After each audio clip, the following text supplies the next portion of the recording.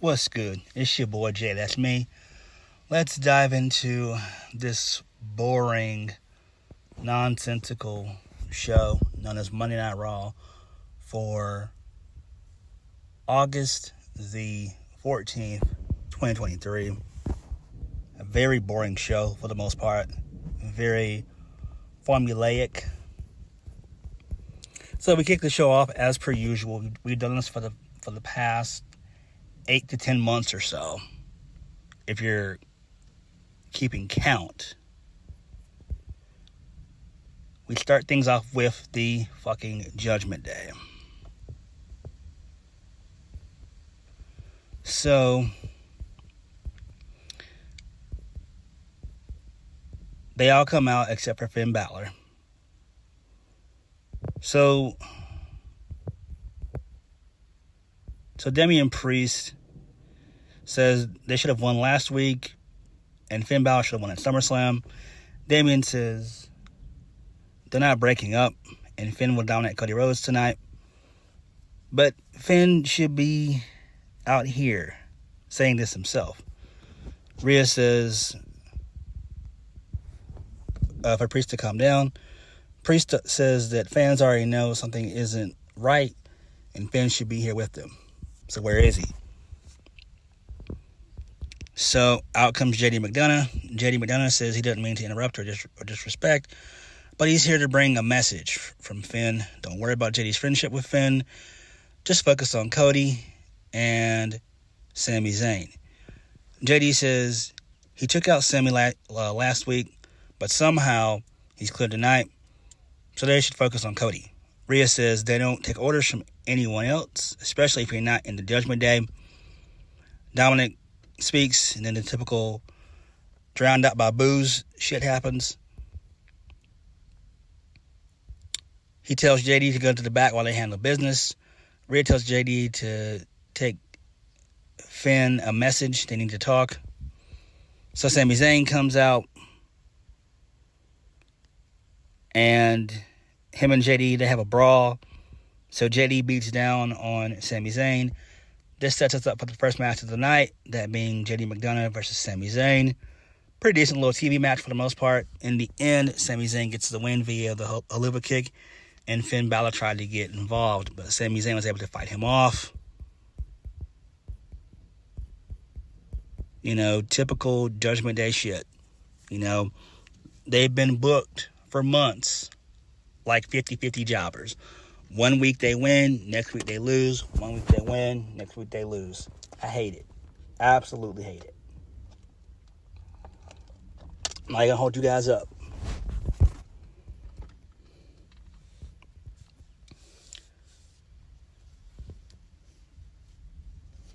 So, Chelsea Green, she's backstage with the Women's Tag Team Championships.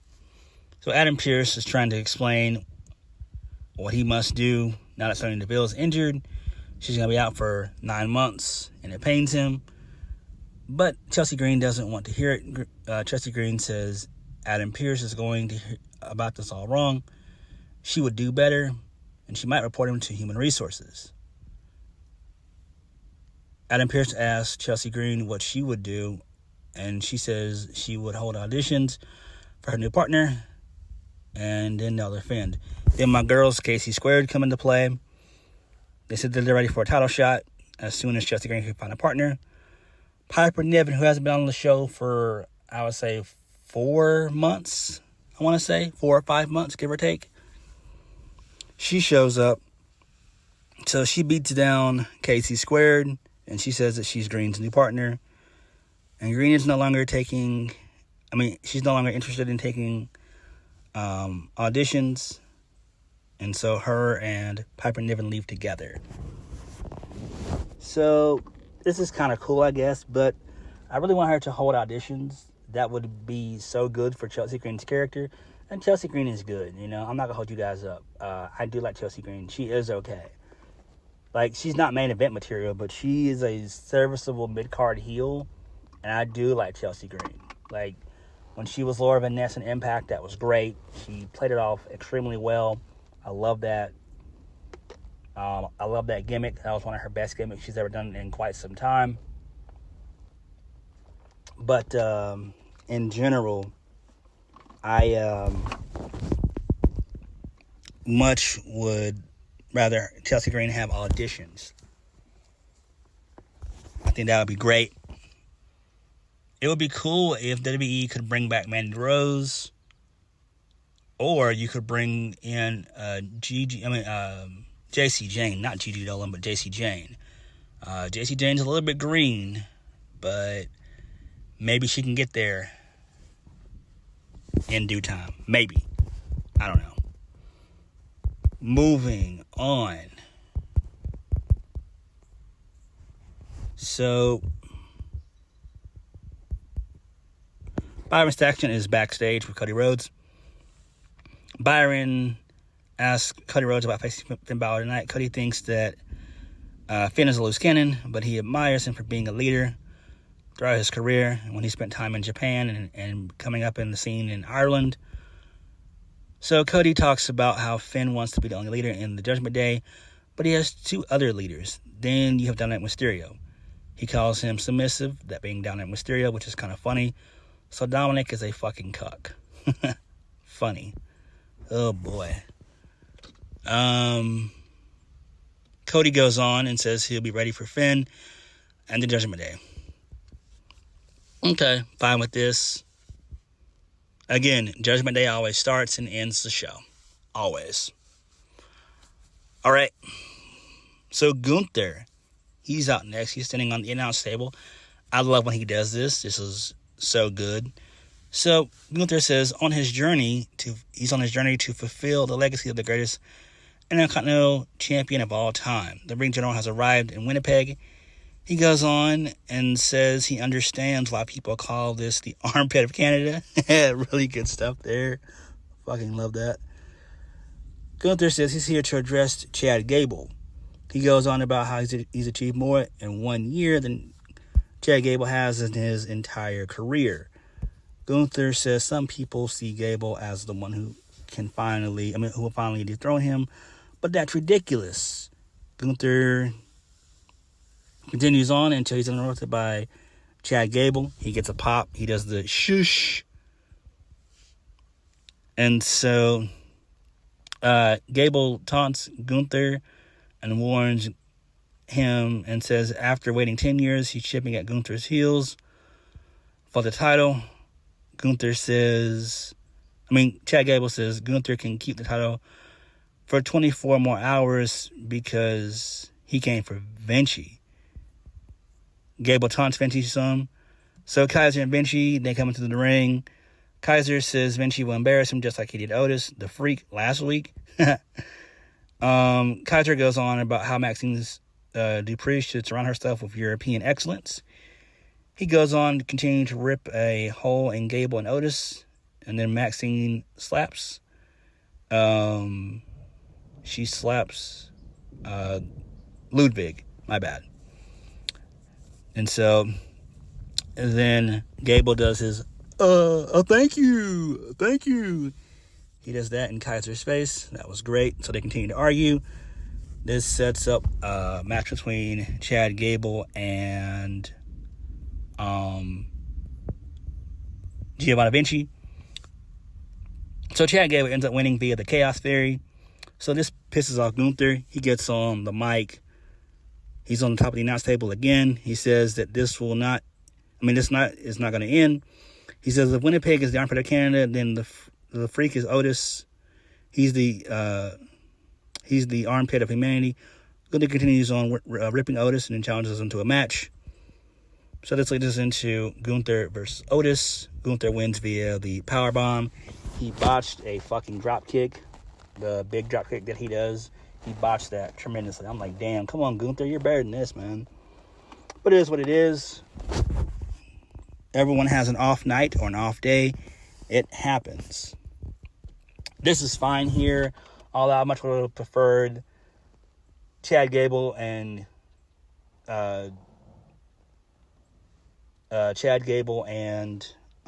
Giovanni Vinci to have a match, at least a 10-minute match, because all this lasted 10 minutes. So, I much rather just have just a 10-minute match, or we could have had a tag team match, Chad Gable and Otis versus Imperium. Give them about 10-15 minutes. I don't know. That's what I would have done. So, Gunther rushes in, but Chad Gable gets in a Chaos Theory. So, and they're going to have the match next week, which is kind of weird. I thought they were going to do the match at Payback, but I think it's going to probably be a screwy finish that's going to take place next week, and so you'll have the match at the pay-per-view. So that's what they'll probably end up doing. I doubt if Gunther will win clean. Doubt it. Because if Gunther wins clean, then what does Chad Gable do? Where does he go from there? He just lost to Gunther, twice. He survived 5 minutes, and that led into the match last week. And then he then lost to the powerbomb. I don't know. Moving on. Judgment Day. They're backstage. So Rhea Ripley tells them to stop this. This is what people want to see them crumble. Rhea Ripley says something about people no longer fearing them. And while they have gained success, they've lost their killer instinct. So JD McDonough walks up. He apologizes to Finn for earlier on. Damian Priest shouts at JD and says, "This is Judgment Day business." Finn says he'll catch up with JD later. Finn Balor agrees that it's time to handle Judgment Day business, and Cody Rhodes won't know what hit him. Rhea says he will, the Judgment Day. So they all get hyped up on the same page to end the segment. So this is fine. It's not really that important. Who gives a damn about Judgment Day? For real. I don't like Judgment Day. I really don't. Moving on. So Drew McIntyre is backstage with Jackie Redmond. She asks what's next for him. So Matt Riddle pops up before Drew can speak. Matt Riddle is glad to see Drew, and he's sorry to interrupt. So Riddle goes on about his new idea for a tag team. He says the Viking Raiders have issued a challenge tonight. So will you be my partner, bro? And then Matt Riddle goes on ranting about his ideas for the team. Drew hushes him and says if he can't find a partner, he will consider it. And then Drew walks off. And then Matt Riddle says, so that means he has a chance. So that's a line from Dumb and Dumber. So this leads us into a vignette for Indy Hartwell. I'm like, what the fuck? Triple H is booking this shit. A vignette for Indy Hartwell? Come on, man. Really? What are we doing here? So Indy says she struggled to find who she is. And doubt kills more dreams than failures. Please stop mentioning dreams in every damn promo. I hate that word. Stop it. Don't use that word in pro wrestling ever again. Don't use it. Ugh. I hate that. It's my dream. It's my dream. It's like, you're not 15 or 16. You're a grown woman. Act like it. You're an adult. But she's done with doubt. As she was put on this planet to achieve greatness. Indy goes on and says, she came from Australia for this moment, right here, right now. And that was the end of the vignette. So this leads us into the Viking Raiders versus Drew McIntyre and Matt Riddle. So Drew McIntyre and Matt Riddle, they get the win. And I assume that Drew's going to turn heel probably next week after he stared down the New Day. They had a little chat, the New Day and Matt Riddle and Drew McIntyre. I think that's what's needed for Drew to do.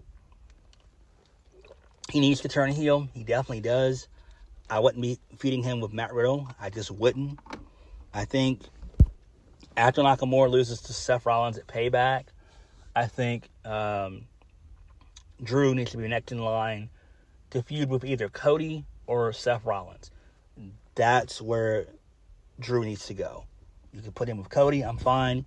You can put him with Seth Rollins, I'm fine. Either or, I'm fine. Just put him somewhere and use this man. Use McIntyre. This guy's somebody that you can build a company around. It's a fact. Moving on. So Raquel Rodriguez, she's backstage with Indy Hartwell and Candice LeRae. Raquel says she's tried her hardest to get cleared tonight, but just couldn't. She's ready to smash Rhea. Candice says Raquel will get her time.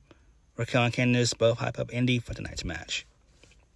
So this leads us into the New Day backstage issue with Drew McIntyre and Matt Riddle. So Matt Riddle thinks that the Glass Bros can win the Undisputed Tag Team Championships. The New Day, they interrupt. They have some friendly words, and Kofi says they aren't partners or friends, so why should they be eligible for a title shot? The New Day thinks the WWE Tag Team Champion, the Tag Team division has gone crazy, which he's correct about. He says he knows how to solve this, a match next week to see who deserves a title shot. So Drew and Matt Riddle accept. So that's fine. So this is where we're going to do the heel turn, and that's what needs to happen. There's no way that Drew McIntyre and Matt Riddle should be winning this match. No way. So let's not do it. This leads us into Rhea Ripley versus Indy Hartwell. Rhea squashes her in like 3 minutes. She wins via the Riptide, and then she beats down Candice LeRae as well. So that's fine there. So when we see Indy Hartwell and Candice LeRae, we know Triple H is booking this shit. Next, this segment made me want to ram my head through the wall. That being Shinsuke Nakamura and Seth Rollins.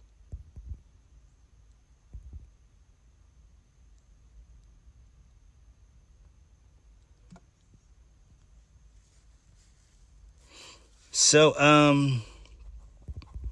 Michael Cole is interviewing Nakamura. He asked why he attacked Seth Rollins last week. So he speaks Japanese.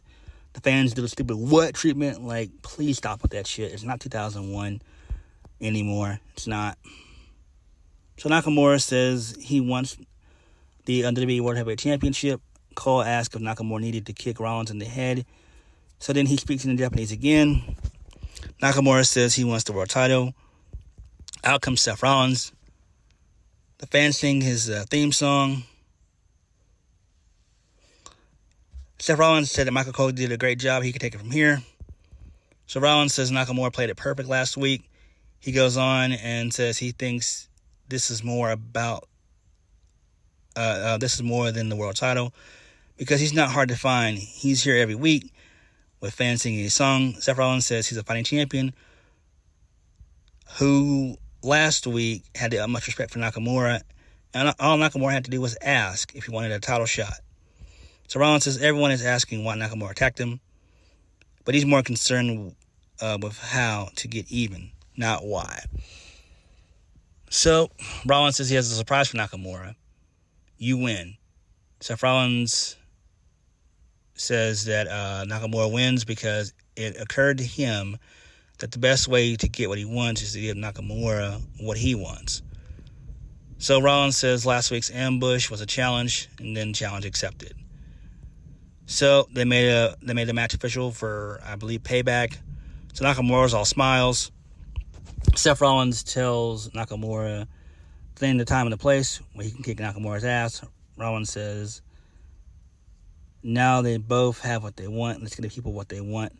How about you girls sit and shake my hand and get the hell out of my ring? So Winnipeg can sing the song. So they both shake hands. Nakamura then whispers something in Seth Rollins' ear. I don't know what the fuck he said. He could be saying, I want to go back to AEW. I want to go to AEW. I want to go to New Japan. I don't know. He could have said that. I don't know. He could have said, I really hate the WWE. What's there to do? What's next for WWE? What's next for my WWE career? What's next? I don't know. So, Nakamura then does a Kinshasa again, takes out Seth Rollins. So it is what it is. I'm fine with this. This could have been done better. Again, Nakamura's issue is the fact that he has been derailed so much. it's hard to take him serious. And this is just a consolation prize to put him in that main event title scene. It's fine. It's to make up to him the fact that he didn't get Roman all those months ago. So that's why that's happening. Moving on. So, the Miz is backstage with Byron Saxton. Byron talks about last week's altercation and says Miz says he verbally destroyed LA Knight, which he did. Byron mentions Miz shaking LA Knight's hand, but Miz did not shaking his hand, saying he doesn't deserve it. Miz says LA Knight thinks that beating somebody, thinks he's somebody for beating Top Dollar. Miz goes on and says next week he'll beat someone bigger, faster, and stronger than ever before. Than anyone LA Knight has ever defeated. He might show up next week on SmackDown, which would be awesome. So he could be taking on Moss. I don't know. Who gives a shit? Next, Trish Stratus versus Becky Lynch. This was a double countout. Zoe Stark gets involved. So we're going to have a third and final match in a steel cage. Okay. Moving on. So Imperium, they're backstage. So Gunther's pissed. So Kaiser's yelling in German, apparently at Vinci for his loss. Gunther has heard enough. Tonight was an embarrassment, and he goes on and wonders what they should do with Vinci, as he has been a disappointment also since he came to Raw. But Kaiser isn't also feeling his obligations due to how he's been focusing on that woman, which is a reference to Maxine Dupree. So Kaiser promises he will not let this happen again, even if he has to go to Adam Pearce. Gunther says he'll go to Pearce. And if Chad Gable wants a title shot, he can have it next week. Again, this is fine.